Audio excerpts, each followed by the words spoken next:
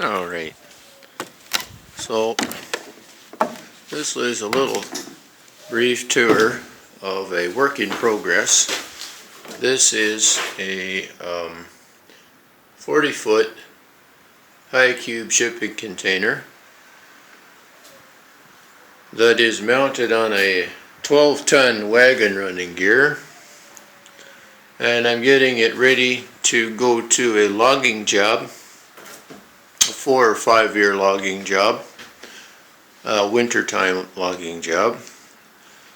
It's an off-grid location, quite remote, no electricity. There is water nearby from a river, and obviously lots of firewood to cut. So this is going to be a self-contained logging camp. This is the interior, obviously. The part I'm standing in the utility end, which is 12 feet long. It's going to be a space for a workbench, storing grain for the horses, harness, tools, chainsaws, anything that needs to be kept inside and lockable. So this is the end wall. The living quarters part is 28 feet long. This is an end wall. This is a freebie, side of the road sliding patio door that somebody was wanting to get rid of. All of the windows in this unit were freebies. I didn't buy anything. The guy changed out the windows in his house, and these were sitting out in his yard, and said, "You want them? You take them. You got to take them all." So I got this sliding patio door, plus a bunch of decent windows inside. They need to be cleaned up, but I just got the stove going today for the first time, so I've been getting some foaming done, and so going in.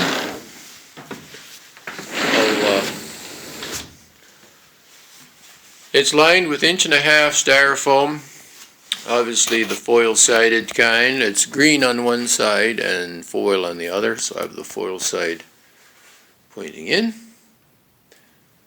And I didn't glue it to the walls because it was minus 25 when I was foaming it. So basically what I've done is used a wooden framework to hold the foam in place. Now I have foamed around the windows, so it is sealed up around the windows. And the plywood on the floor, 3/4 inch plywood on top of 1.5-inch foam. There's 1.5-inch foam on the ceiling. And I'm just getting ready. I was taking some measurements. I have to put a short piece of countertop in. It's going to go over here, basically right between that window and that window. There will be a short piece of countertop, and there will be some shelving above. That'll be the kitchen area, and there'll be a sink right in the end. This end here, there'll be a sink. So yeah, this here, this on this side of the stove, this wall here, this will be for hanging coats and hats and probably the bridles for the horses. So I put horizontal 2x4s on the wall, and then just hooks so I can hang my coats and hats, anything that needs to be dried out, and then some pegs for just to hang the bridles on so that the bits aren't frozen in the morning for the horses. So that's, and then obviously there's lots of space here for a wood box, place to put your boots. Just tuck them in under behind the stove. This corner here, this little section here beside the door, this is actually going to have a door, a little door, and there will be an ice box on the outside. So it will be temperature controlled by a little valves. You'll be able to let down here. There will be a small little opening that you can open and close, which will let warm air in, and then you can regulate the temperature. You'll be able to regulate the temperature if you close all the doors in here completely, then it essentially would be a freezer on a day like today when it's, you know, minus, I think it's like minus 10 today Celsius. It would essentially be a freezer if you didn't have a way to introduce some heat into the ice box. My logging job only runs from the end of December till the end of April each year, so only 4 months. So I'm only going to need to use ice for the last, you know, April, because before that the chances of getting the refrigerator above freezing is pretty slim. But there's a river that runs right through, and the river freezes almost solid in spots, so there's lots of places to cut ice. So I'll just, every winter once the ice comes in thick, I'll just cut a bunch of ice. You know, I'll probably need, let's say, maximum of 20 or 30 blocks of ice. I'll just cut, let's say, 40 blocks of ice, pile it under the wagon here on the north side in the shade, and just cover it over with sawdust. And then when the time comes when I need to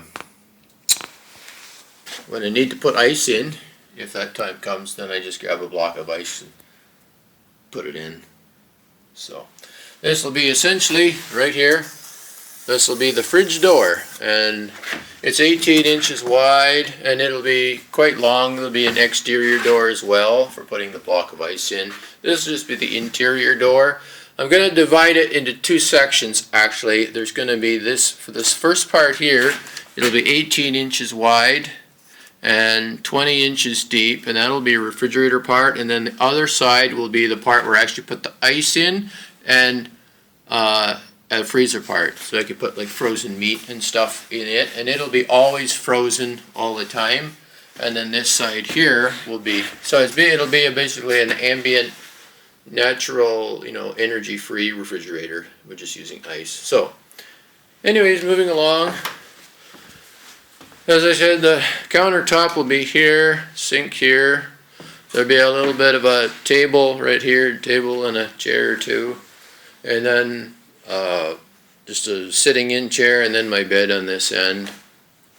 If I knew there was going to be anybody staying there, it's over 8 feet tall in here, so it's almost 8.5 feet. So I could chop that off and put a bunk bed up there, and I probably will do it, and just for storage, so you can store, you know, clothes you're not wearing and whatnot. So it's pretty bare bones, it's pretty plain Jane, but it's quite roomy actually when you get in here, and once you get your mind used to the fact that you're in a wagon, in a shipping container on a wagon. So I did a separate video about the stove. It's a home-built stove using the carcass of an old Fisher wood stove. I converted it into a wood stove by actually doubling the size of it. So that's a quick video overview of the camp modular structure that I'm working on. And as I get more of the stabling done on the one side and the equipment shed done on the other, I'll take further video of it and give an update. Alright, over and out.